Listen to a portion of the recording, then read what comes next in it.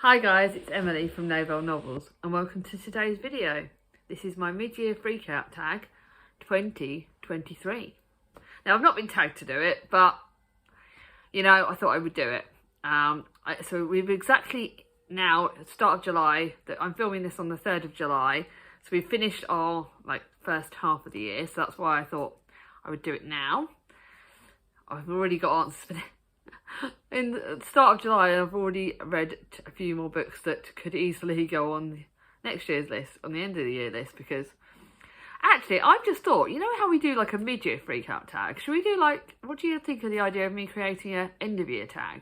Like a proper, really fun one? Because we always do our end-of-year stats and things, but what about an end-of-year tag? Like, to film right after, you know? I don't know, I'm very tempted to do something a bit different. Something similar, but do it different. Anyway, I have been good this year. When I used to, I don't think I did the mid-year freak out last year. I don't do it every year. I sometimes forget. But other years I've done more than one answer per prompt. This year I've only stuck to one answer per prompt, apart from the last prompt where you can give multiple answers. So this has meant I've had to think a little bit. There is one prompt that I've not answered.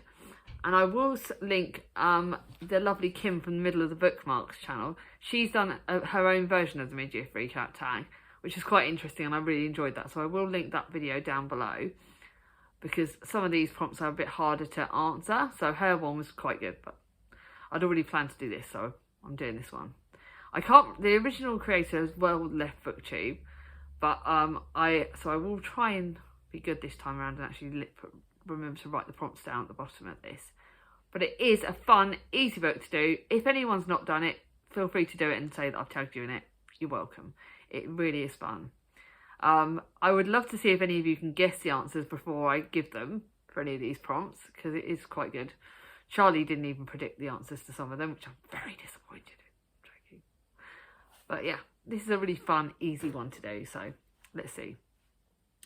The first one you'll already know the answers to if you've watched my best books of 2023 so far. And that is the best book you've read so far this year. That was the easiest quick answer ever. The Secrets of Heartwood Hall by Katie Lumsden. It's our Katie. I regret the fact that due to how busy this year is going, I haven't had a chance to do a proper review video for it or a review on it. But The Secrets of Heartwood Hall I've talked about in more videos than I care to remember. And that is Katie Lumsden's original book. It's got a partially deaf lead character. It's gothic, it's Victorian, it is everything I could ever want in a book, basically, and I love it. It is, I don't know if any, and I'm not just saying this because Katie's one of us and she's a friend. I'm not saying this as a biased person, but this book is everything I could want in a book and more. Like I said, it's got the disability rep, it's got the gothic, it's got the Victorian vibes, it's got links to some of the Bronte books. I'm not going to tell you which ones. It's got mentions of books, it's got the dark romance, it's got the twists and turns that you don't expect, and I didn't predict half of the twists and turns in this. It is such an amazing book, and Katie's writing is spectacular. And this could also match for some of the other prompts, but like I said, I have given, look at the inside. It's absolutely stunning, but I'm sorry, these end pages are absolutely stunning. I'm going to reread it soon. I think this is a book that I could reread over and over again, and Katie smashed it. I don't know if any book could even beat this ever. It's up there. I'm not just saying this, but it is really up there as a book I don't think I'll ever forget. It's got characters in this I remember. You know what I'm like. You know how I read so much that some of these prompts are hard to answer because I read so many books and some of the books just fly in and out of my brain. This is one I can remember it backwards and forwards. So yeah, I loved it. The second one is best sequel you've read so far. And again, I'm not very good on sequels, but again, this is a book you would have seen on my top books of the year so far. And this is Bloodbath by Tracy Deonn. You would have also seen this on my wrap up for June. So I've only just read it at the start of June. And it's the sequel to Legend Born. And there is something about this that I loved. Slight issue in the fact that the type is very small. So for someone who is getting older, yeah, that was a bit interesting. I've got a very high prescription, so the fact that this point was harder and I was like moving it around. It's a sign that I'm getting older. But this is the sequel to Legend Born. It's got LGBTQI, I think romance is it. It's got like, it's just really, really good. I like Bree. Bree, the lead character, is a good character.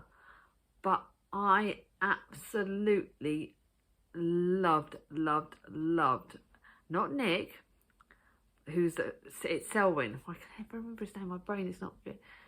Is Selwyn, which is the sort of secondary lead. He wasn't a lead character in the first book, but he's very prominent in the second. And Selwyn is the character I love the most in this book.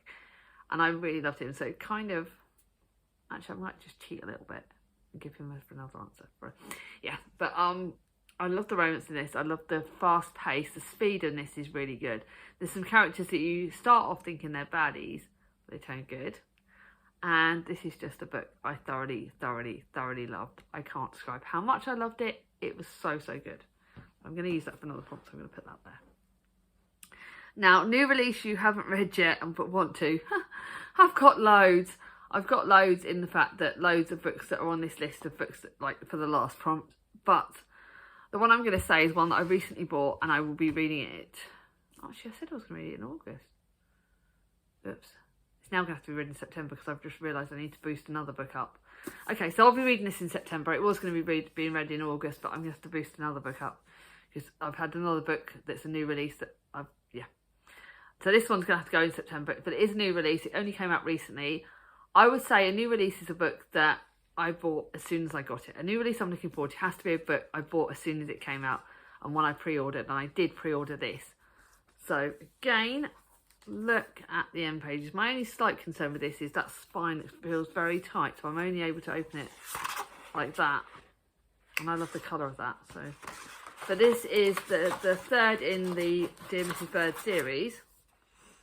And I thoroughly loved it.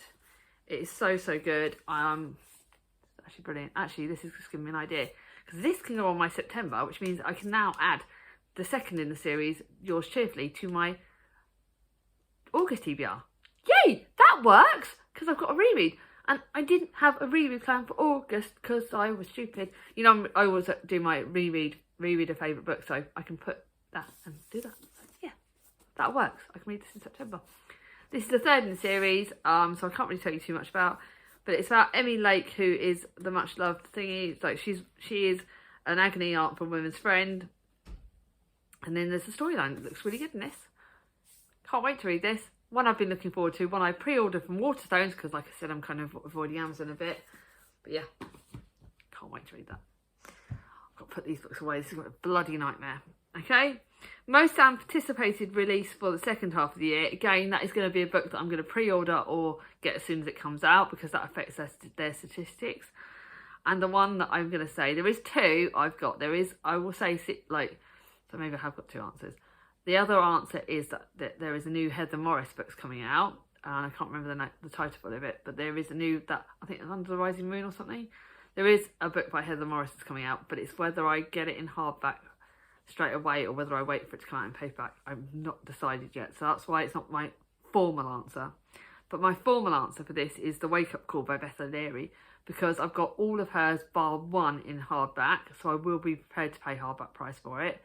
It's one that I'll be buddy reading with the lovely Ange from Angie's Book Chatter, because we read all of Beth O'Leary's books together.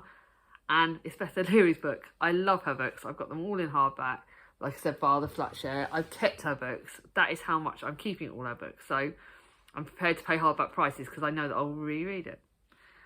So that's my answer to that. Nice and easy. The next one is biggest disappointment. I've got a few, I will say, but again, I'm trying to, if I stick to my one answer that's listed is Spinning Silver by Naomi Novik. It's one that I'd heard a lot about from some of the American booktubers. It's a retelling of, like, well, I think it's like, that's the thing, I can't even tell you which is retelling. Spinning Silver, it's a retelling, like, you know the Spinning Silver thing? Oh, I can't even think. It's a fantasy retelling. My brain has completely flipping died. The one where she spins gold dust and stuff, and it does look really good, but I'm kind of nervous. But yeah, it sounded look good. It was a retelling, and I just didn't actually enjoy it as much as I wanted it to. So I had to kind of be harsh on myself and rate it, and I think I only rated it like 2.5 stars. I'm getting a bit hit and miss with some of the retellings. I've got like the Liz Bramwell ones that I'm really enjoying, and I've got some others that I'm really enjoying. But like I DNF'd Wicked. I did like try chapter on Wicked, and which is the Wizard of Oz retelling. I didn't like that, so I'm kind of having a bit of hit and miss with some retellings. But yeah, that one really let me down. I was hoping I would love that, and I didn't. Biggest surprise, another one that's on my other video, Long Way to a Small Angry Planet by Rebecca Shavers. This was a book that was recommended to me by Jem from Gemma Books. It's one of her favourite books. It is like a sci-fi book, and I'm not into sci-fi at all. You know that. That is not me. That's not my jam. It's not what I love. God, that not my jam sounds like a bloody Jem. I'm sounding like you, Jem. What's going on? But I freaking loved it. I will be linking my favourites for the year so far down below, if I remember to put the link in once the video goes up. But yeah, that's included in that. I loved it so much. I did not expect to. It's like so far in the future. It's just like it's set like way in the future. And Rosemary Harper is joining the crew of the Wayfarers, but she isn't expecting much. It's like a patched up ship that's seen better days, and there's so many characters, so many different like alien races, and so many different things, and there's so many mixes in it, and mixes of people, and gender fluidity, and it's really interesting, and I really loved it, and I just can't wait to carry on with the series. But that was a surprise because I wasn't expecting. I read it because I wanted to challenge myself with Jem, but I bloody loved it. Favourite new author. Now I haven't got the book by this author because I thought you don't need to hold books up for every prompt. And it's Debut All New to You. And that was actually easy. And it's one that you can laugh. You are going to laugh your heads off. But a favourite new author is Julia Quinn, who is the one that wrote the Bridgerton books and Queen Charlotte. Safe to say that Queen Charlotte will probably be going on my favourites for the year at the end, because I friggin' loved it. And I'm loving the Bridgerton books. Yes, they're slightly different from the TV series. Yes, they're cheesy historical fiction. Total and utter cheese fest. But I bloody love them. And they're so much fun.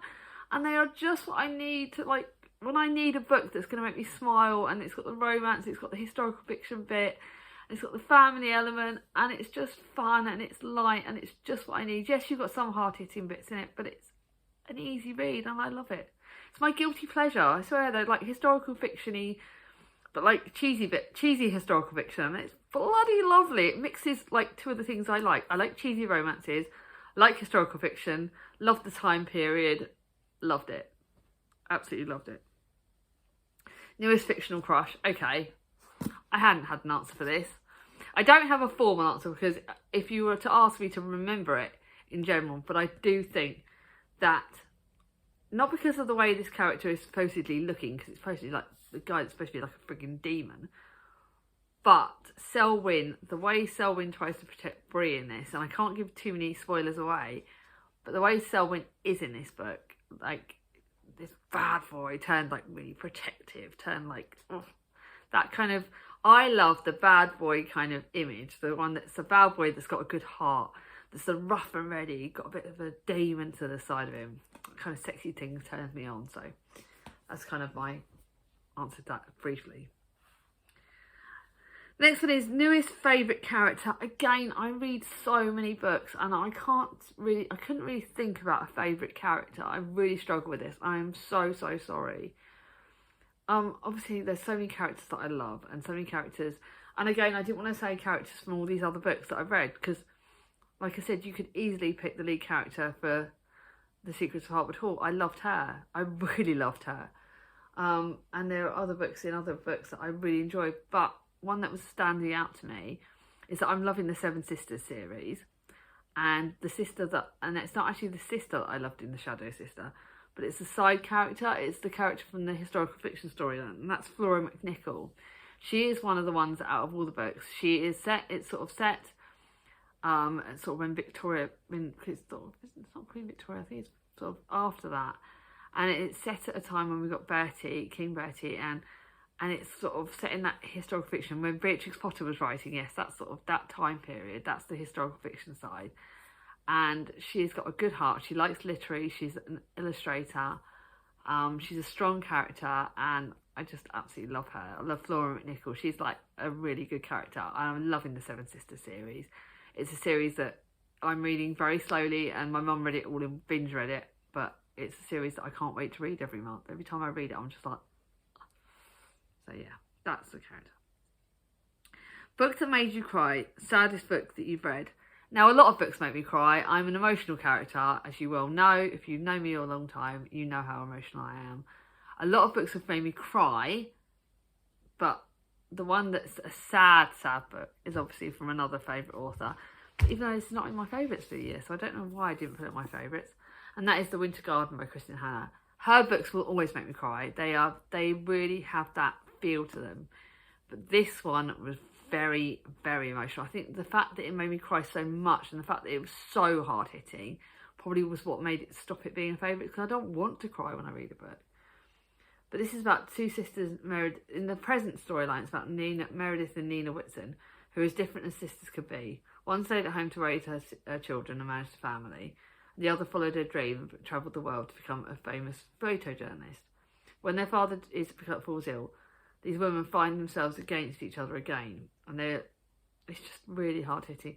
Then you've got the other story of Leningrad and this sort of their other storyline is spans 65 years and moves from frozen war-torn Leningrad to modern day Alaska, and this very vivid tale, and it's got like a bit of a fairy tale kind of magical element to it.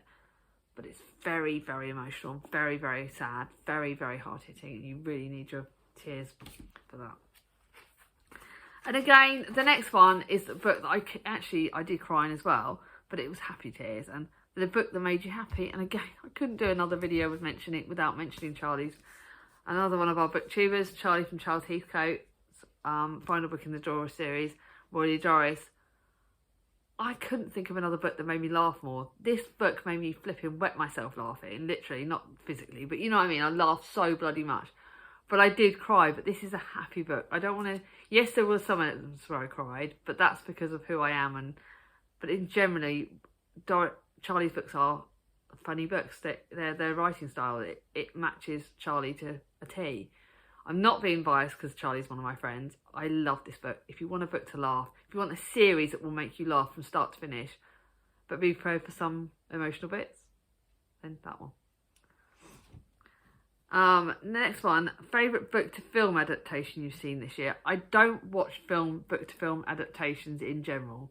I am a big Netflix fan, so I'm kind of cheating with that.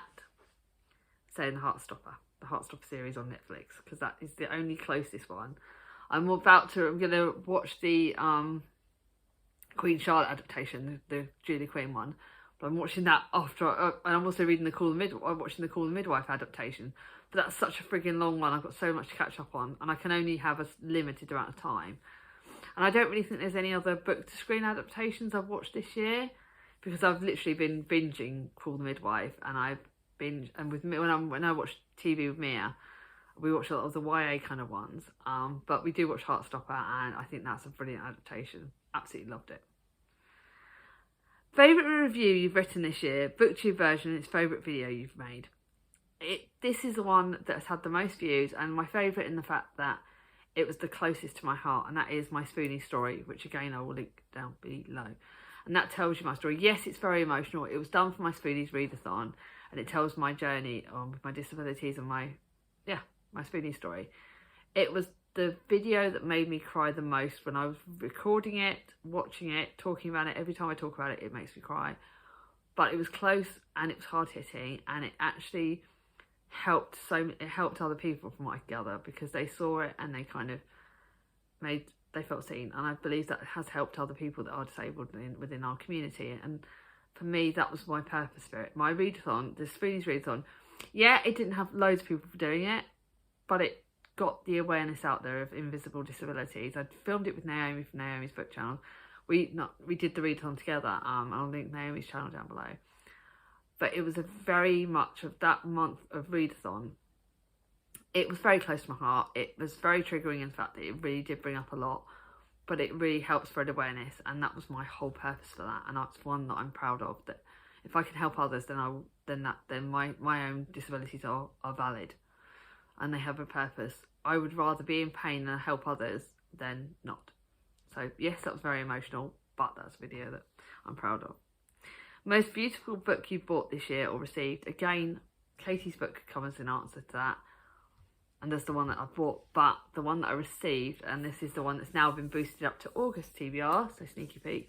This is Gem from Gemma Books. I love my booktube girls. I love my waffle girls. She got me this for my birthday, and look at that. So if this is stunning there, but that is the bit, it is just stunning, and it's going to be boosted up to August TBR. It is a stunning book. My sister Charlie thinks that I'm going to absolutely friggin' love it. Gems is my girls, they're my stars. So yeah, love this book. It's beautiful. My sister Charlie thinks I'm going to love it. I'm now reading it in August because it's stunning. It's just... But there's another book that I could show you in a minute that would count, but I had to kind of use that for a different prompt, so... That. And then the last prompt. What books do you need to read by the end of the year? Half my bloody bookshelf! Half of them I need to read. Oh, I've got so many books I need to read. But 3 that have been very talked about, 3 that are books that has been spoken about all over BookTube, and ones that I'm really desperate to read. I've got plans to when I'm going to read some of them. One of them I've not got specific plans because I've got to double check with someone. So first one is obviously Demon Copperhead, which is going to be read in September. I hate this paperback version, but I didn't want to pay the price of the hardback, which I'm bloody regretting. But Demon Copperhead by Barbara Kingsolver won the Women's Prize. It's won the Pulitzer Prize. I'm hoping it's going to win the Booker Prize. It is a retelling of David Copperfield, which I fucking absolutely, pardon my swear words, but I flipping love David Copperfield. It's the best Dickens ever. So yeah, this one. If you don't know about this one, I don't know who you are. It's a retelling of David Copperfield. It's set in more modern times. It's set sort of like, in the southern Appalachian Mountains. Oh, it's just apparently supposed to be one of the best books ever. So yeah. The next one, again, it could count for the beautiful book because look at that. It's probably the most beautiful book I've actually bought because look at that. Look at that spine. I paid extra. I didn't flipping care for the Waterstones edition. Again, there.